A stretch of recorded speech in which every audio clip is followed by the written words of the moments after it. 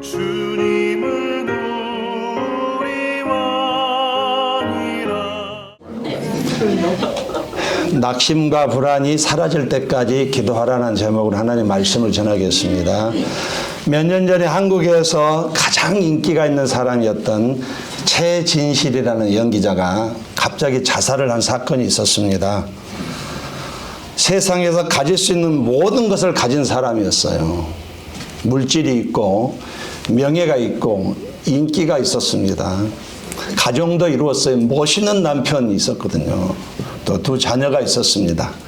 예, 항상 매스컴에서 비춰지는 그녀의 모습은 밝은 모습, 정말 만인의 연인이었어요.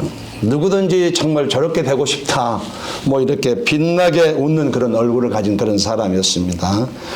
누구보다도 행복할 것 같았던 그녀가 오늘 갑자기 자살을 했습니다. 근데 그의 친구가 그 전달까지 저녁까지 통화를 재밌게 잘 했어요. 그런데 아침에 일어나 보니까 자살했다는 뉴스가 떠오른 것이에요. 예. 이유를 따져보니까 우울증 때문이었습니다. 근데 이분이 교회 집사님이셨어요. 우울증 때문에 자살을 하고서 생을 마감한 것입니다. 전 세계적으로 우울증으로 인해서 자살을 하는 사람 하루에 2,000명이 넘는다고 합니다. 오늘 하루에도 우울증 때문에 자살한 사람이 2,000명인 거예요. 그 이상이란 얘기죠. 미국인의 41%가 우울증과 불안장애에 시달리고 있습니다. 한국의 대도시의 4분의 1이 다 우울증에 앓고 있다고 합니다. 통계가 이러니까 더 많은 숫자가 있다는 얘기죠. 한국의 자살률이 세계 1위 아닙니까? 그런데 자살한 사람의 90%가 우울증 때문에 자살을 한답니다.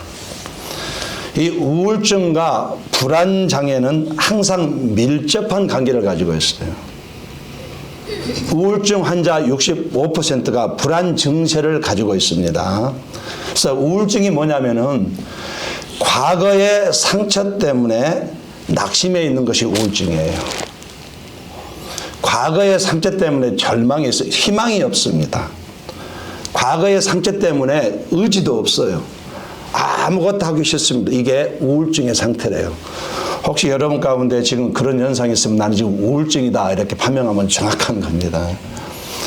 또 불안장애는 또 어떤 거냐면은 미래에 일어날 상처에 대해서 미리 걱정하고 두려워하는 것이 바로 불안장애입니다. 그러니까 일어나지도 않은 일을 미리 걱정하고 이렇게 불안해하는 것이에요. 그래서 이 우울증과 불안증이 함께 겹치면은 자살 충동이 일어날 가능성이 매우 높다는 것이에요. 원인이 있습니다. 우울증의 원인이 있어요. 가정폭력이 있는 가정에서 자란 아이들, 그런 사람이 우울증에 걸릴 확률이 매우 높습니다. 그러니까 아버지들 잘하셔야 돼요. 정말 아버지들 잘하셔야 됩니다. 대한민국의 아버지들 정말 잘하셔야 돼요. 또 관계가 단절이 되면은 우울증이 올 수가 있습니다. 갑자기 친한 사람이 어느 날 먼 길을 갔다거나 아니면 새로 이사한 지역에서 이렇게 관계가 맺어지지 않다거나 그러면 우울증이 올 수가 있습니다. 또 하던 일이 실패할 때 내가 정말 사력을 다해서 비즈니스를 오픈했는데 망해버렸을 때에 이런 경우에 또 사람이 우울증이 올 수가 있습니다. 그리고 청소년들 외모 때문에 왜 부모님은 나를 이렇게 못나게 낳았을까? 이런 고민 때문에, 외모 때문에 우울증이 옵니다. 아시죠? 대한민국의 청소년이 1년에 200명이 자살을 하는데요. 모두가 다 우울증 때문에. 1년에 200명 이상이에요. 통계가 200명이니까 더 많은 숫자가 1년 청소년들이 정말 떡두꺼비 같은 아들, 딸들이 갑자기 죽는다는 얘기예요. 우울증 때문에. 또 수면 부족과 운동이 부족하면 우울증에 걸릴 수도 있다고 말합니다. 이 우울증은요, 코로나 팬데믹보다 더 심각한 질병이라고 말을 해요. 현대인의 가장 심각한 병이면서 가장 무서운 병 중에 하나가 바로 이 우울증입니다. 사람들이 이 우울증에서 빠져나와 보려고 발버둥 쳐보지만은 이 병이요, 만만치가 않아요. 인간적인 노력으로는 우울증의 뿌리를 뽑는 것이 거의 어렵다고 진단이 나왔습니다. 뭐 약을 먹고 뭐 치료를 받고 상담을 받지만 그건 극히 일부분이래요. 뿌리를 뽑기가 매우 어렵다는 얘기예요. 이게 저의 진단이 아니고 의사들이 하는 진단입니다. 우울증은 치료하기가 매우 난감하고 어렵고 까다롭고 참 더러운 병이다 이렇게 표현합니다. 우울증과 불안장애를 극복하지 못하면 인생이 망가지게 돼 있답니다. 서서히 망가져간대요. 우울증을 극복하지 못하면 기쁨이 사라지고 원망과 불평만 남게 된다는 얘기입니다. 이 우울증이 나의 삶을 무기력하게 만드는, 희망이 없다고 생각하기에 미래에 대해서 암울해진답니다. 그러므로 우리가 건강한 삶을 살기를 원한다면 이 우울증은 반드시 뽑아내야 돼. 치료가 돼야 된답니다. 그래야만 건강한 삶을 살 수가 있기 때문입니다. 낙심이란 단어를 성경에 이거 우울증을 말하는 겁니다. 성경에서 낙심이란 단어가 나오면 다 우울증을 말하는 것이에요. 그렇게 번역하시면 정확합니다. 낙심과 불안장애를 극복하려면 어떻게 해야 되겠습니까? 오늘 본문 심각한 우울증을 극복한 사람을 성경이 소개하고 있습니다. 다윗과 그의 신하들이 압살롬에게 모든 것을 뺏기고 왕자리를 내어주고 예루살렘 두고 이제 몇 명 안 되는 군사와 신하들과 함께 유다 광야로 도망을 치는 배경을 가지고 있습니다. 3절 말씀, 사람들이 종일 내게 하는 말이 내 하나님이 어디 있느냐 하오니 내 눈물이 주야로 내 음식이 되었도다. 아버지가 아들을 죽이고 왕이 되겠다고 지금 덤비고 있는 상황이에요. 그렇게 사랑했던 후계자를 찍어놨던 압살롬 셋째 아들이 가만히만 있어도 이렇게 왕이 될 텐데 그 아들이 아버지를 죽이고 왕이 되겠다고 지금 덤비고 있습니다. 그런데 또 한 가지 그의 가장 절친 아히도벨 전략가, 정말 평생을 같이 했던 그 친구가 세상에 자기를 버리고 아들 편에 서서 같이 죽이겠다고 이렇게 덤비고 있는 상황이에요. 이럴 때 우리가 하는 말이 미쳐버릴 것 같아요. 돌아버릴 것 같습니다. 그런 상황이에요. 이것으로 끝나가지고 사람들이 말합니다. 네가 정말 하나님을 믿는다면 어떻게 이런 일을 당할 수 있느냐. 창피하다. 어떻게 아들에게 이런 일을 당하느냐. 이런 소리를 듣습니다. 이제 다윗은 끝났다. 볼 거 없다. 다윗의 입장에서는 너무나 고통스러워요. 너무나 고통스럽습니다. 눈물만 나온다고, 오늘 끝없이 눈물만 흘린다고 있다고 성경이 말하고 있습니다. 우울증이 올 수밖에 없는 상황이에요. 누가 봐도 우울증이 올 수밖에 없는 상황입니다. 5절 말씀, 내 영혼아 내가 어찌하여 낙심하며 어찌하여 내 속에서 불안해하는가. 자기 스스로 말하는 거예요. 자기 영혼을 깨우려고, 살아보려고. 낙심이 찾아왔습니다. 심한 우울증에 시달리고 있어요. 믿는 사람도 우울증이 찾아올 수 있는 것입니다. 그런데 참 다행인 것은 시간이 지나면서 다윗은 낙심과 불안을 극복하기 위해서 하나님의 도우심을 의뢰했다는 사실이에요. 8절 말씀, 낮에는 여호와께서 그의 인자하심을 베푸시고 밤에는 그의 찬송이 내게 있어 생명의 하나님께 기도하리로다.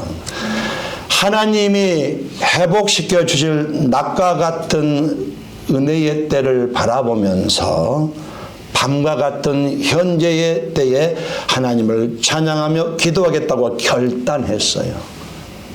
기도도 나오지 않지만 그럼에도 불구하고 기도하겠다고, 살아보겠다고 결단한. 사슴은 피가 뜨거운 동물입니다. 아시잖아요. 다윗은 어렸을 때 목동이었기 때문에 동물을 잘 아는 그런 사람이었어요. 사슴은 피가 뜨거운 동물이에요. 그래서 열이 자주 나서 자주 갈증을 느끼는 동물이 사슴입니다. 그럼 물을 먹어서 아주 주기적으로 물을 먹어서 열을 식히지 않으면, 이 갈증을 해소하지 않으면 심장이 터져서 죽게 되는 동물이 사슴이에요. 사슴이 물을 찾는 것은 살기 위해서 찾는 거거든요. 다윗이 이런 사실을 근거로 해서 자신이 지금 하나님을 이렇게 찾고 있다고, 정말로 몸이 타는 듯 하는 갈증으로 물을 찾는 사슴에 비유하고 있습니다. 사슴이 물 없이는 살 수 없듯이 내 자신 하나님 없이는 살 수 없다고 지금 말하고 있는 것이에요. 하나님을 찾은 다윗은 결론적으로 말씀드리면 반란군을 이기고 왕으로 복귀했습니다. 할렐루야. 끝난 것 같았는데 하나님을 붙들었더니 하나님이 다시 왕궁으로 오게 했다는 얘기예요. 이게 하나님이 하시는 일이에요. 억울한 일을 당해서 마음이 낙심될 때에 주님은 기도로 극복할 수 있다고 말합니다. 우울증을 기도로 극복할 수 있다고 주님이 분명히 말씀하셔요. 누가복음 18장 1절 말씀 우리 한번 같이 한번 읽어보겠습니다. 시작.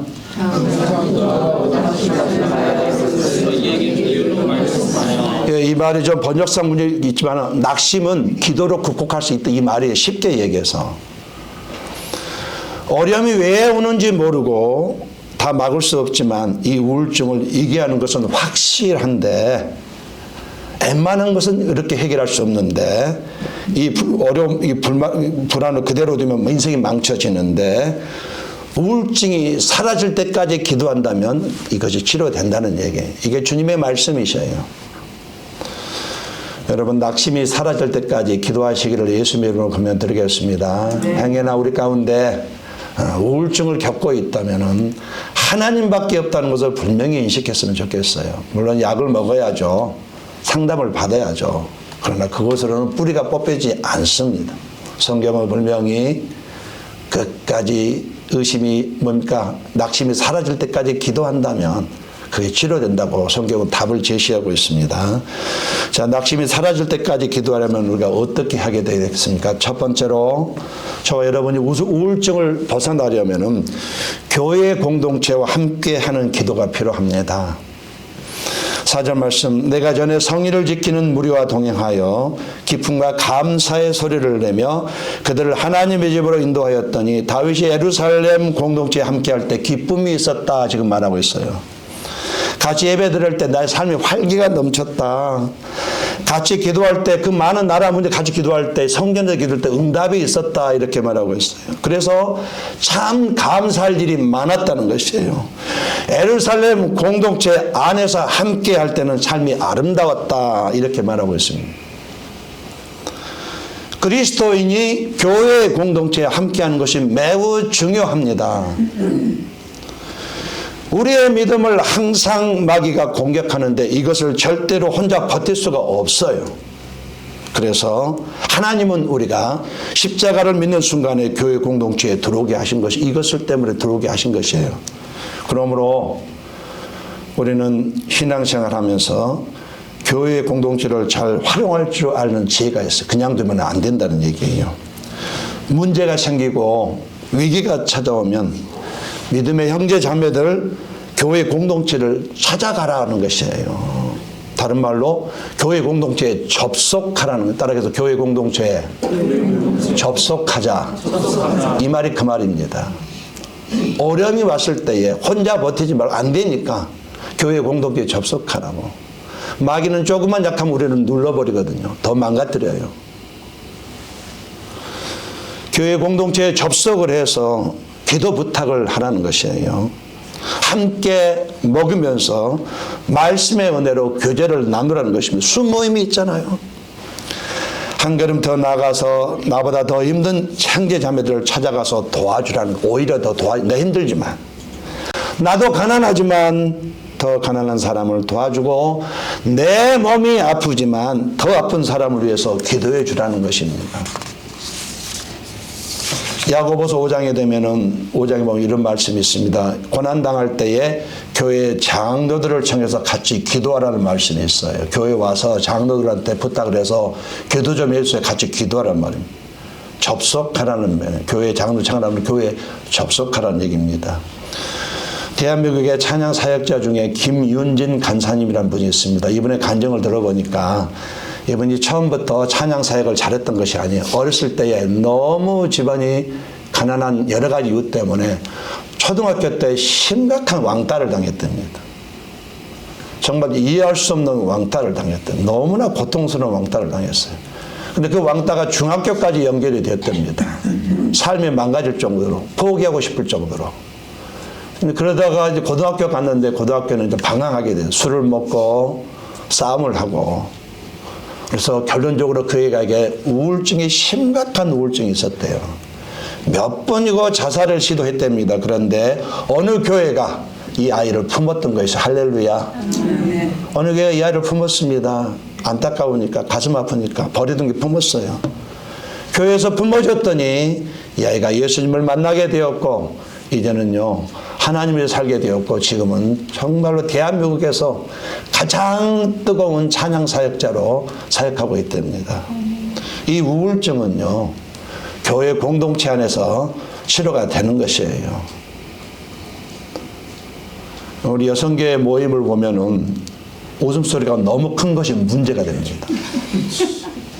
아하하하, 이 또 남자 웃음소리 같은 소리가 항상 들리는데 어느 분이 하는지 모르겠지만 여성계 모임은 너무 웃음소리가 크게 들려요. 그래서 궁금하면 무엇 때문에 저렇게 웃고 있을까 이렇게 얘기합니다. 물론 뭐 남편도 흉도 본다고 얘기는 들었습니다만은 이게 다 어려움이 있을 텐데 웃고 있는 모습을 봤을 때에 하나님이 교회 공동체에 주신 힘이구나 느낄 수 있는 것이에요. 할렐루야. 예, 교회가 이런 것입니다.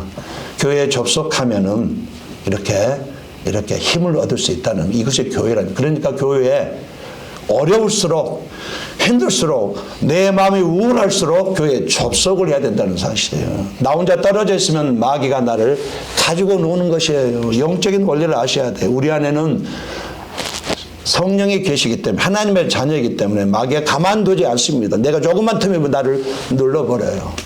물론 내가 하나님의 자녀라는 것을 건드리지 못하지만 그러나 이 땅에 살면서 불행하게 살 가능성이 있어요. 그러므로 어떤 상황에서도 여러분 위기가 왔을 때 혼자 있지 말고 교회에 접속하시기를 예수님으로 권면드리겠습니다.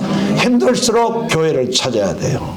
힘들수록 교회에 와야 아픕니다. 힘들수록 예배당 안에 머무려야 된다는 것입니다. 낙심하고 불안할 때 혼자 우울해하지 마시기 바랍니다.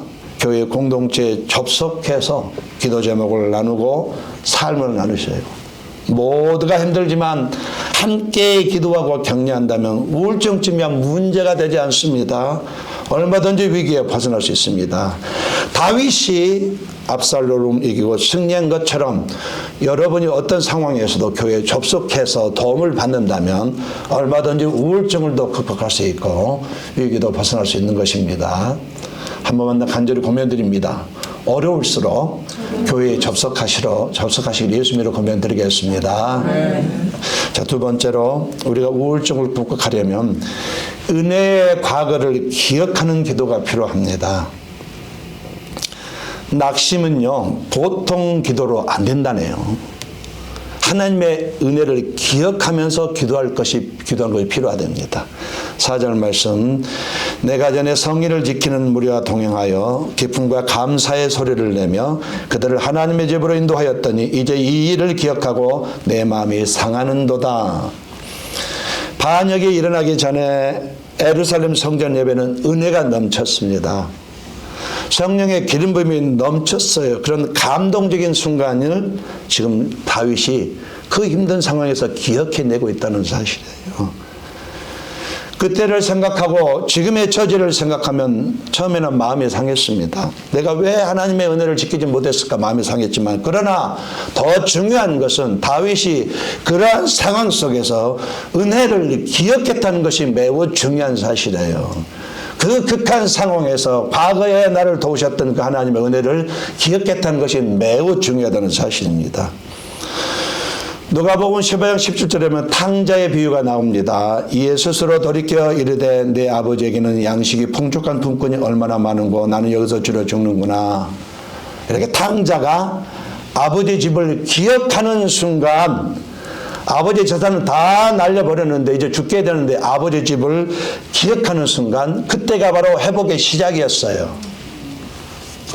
현실은 비참하지만 아버지 집에 있었던 행복한 순간을 기억해 보니 내가 어떻게 해야 될까 정확하게 답이 나온 거예요. 은혜를 기억하고 기도하라는 것입니다. 과거에 하나님께서 주신 은혜를 기억하면서 기도하시기 바랍니다.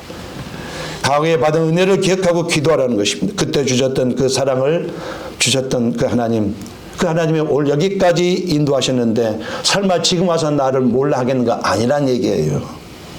과거의 하나님의 은혜를 기억하면 지금도 그 은혜는 받을 수 있다. 앞으로도 도와주신다. 답이 나온다는 얘기입니다. 그때 그 은혜를 주신 하나님, 이제도 다시 나를 살려주시고 회복시켜 줄 믿습니다. 이렇게 은혜를 기억하는 기도를 할 때 우리는 어떤 위기도 벗어날 수가 있는 것입니다. 주님을 제대로 만난 날이 있잖아요. 할렐루야. 아멘. 여러분 가운데 정말 주님을 제대로 만난 날이 있잖아요. 그거 하나만 기억하셔도 앞으로 답이 나오는 것이에요. 주님의 첫사랑이 있죠. 주님 만나 그렇게 좋았잖아요. 그 첫사랑 다 있잖아요. 그 첫사랑을 기억해 보시라는 얘기예요. 과거에 부족하고 연약할 때도 여전히 나를 포기하지 않는, 내가 심각한 죄를 지고 있음에도 불구하고 하나님은 단 한 번 나를 손을 안 놓으셨어. 과거에. 그거 하나만 기억해도 우리는 기도하면서 이겨낼 수 있다는 사실입니다. 은혜의 과거를 기억하는 기도를 할 때 우울증 두렵지 않습니다. 위기 두렵지 않습니다. 위기를 만나도 계속 기도할 수 있다는 얘기인 것입니다. 여러분이 과거에 받은 은혜가 있습니다. 또 어떤 분은요, 그렇게 봅니다. 그때 어떤 분은 하나님 만났을 때에 너무 회개와 은혜가 동시에 왔는데 벽에다 머리가 깨지도록 이렇게 부딪히면서 회개를 했대요. 그럼 또 감사했답니다. 그런 기억들이 다 있잖아요. 눈물을 펑펑 쏟았던 데에 있잖아요. 그거 하나만 기억해도 남은 인생 어떻게 살아야 되는지, 왜 기도해야 되는지 기도를 멈출 수 없는 이유가 된다는 얘기입니다. 과거의 은혜를 기억해 보시기를 예수님의 이름으로 권면드리겠습니다. 저희와 같이 첫 번째로 우울증을 극복하려면 교회 공동체에 접속해서 기도하는 것이 매우 중요해요. 두 번째로 은혜의 과거를 기억하는 기도가 필요합니다. 마지막 세 번째로 우울증이 사라질 때까지 기도하려면 하나님에 대한 기대를 가지고 기도하는 것이 필요합니다. 5절 말씀 같이 읽어보겠습니다. 시작. 내 영혼아 내가 어찌하여 낙심하여 어찌하여 내 속에서 불안하여 하는고 너는 하나님께 소망을 두라. 그가 나타나 도우심으로 말미암아 내가 여전히 찬송하리로다. 하나님께 소망을 두는 말은 하나님을 기대하면서 기도하라는 뜻입니다. 하나님 나에게 어떻게 역사하실 거야 이렇게 기대하면서 기도하라는 뜻이에요.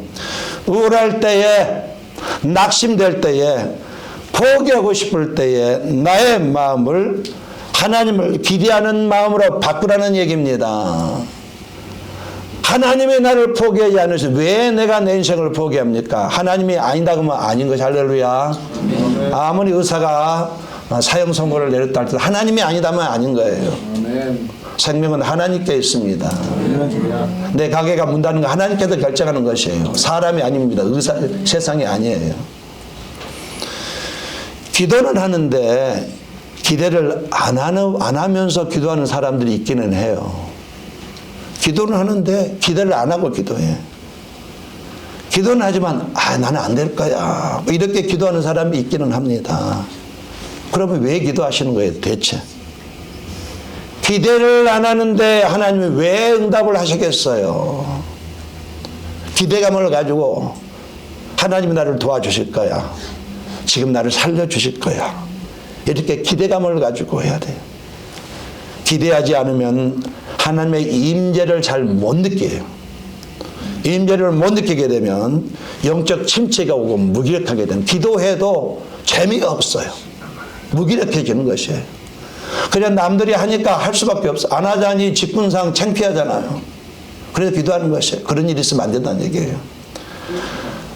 나 혼자 하더라도 기대감을 가지고 하나님이 나의 기도를 들어 역사해 주실 거야. 기대감을 가지고 기도하라는 얘기예요.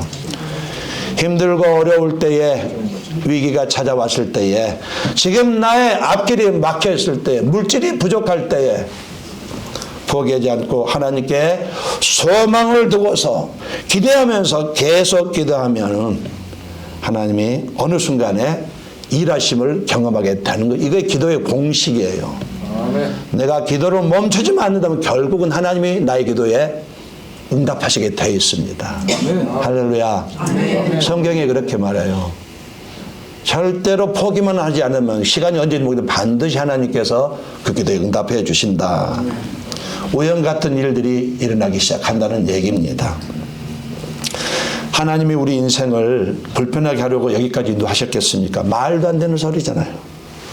하나님은 그런 분이 아니십니다.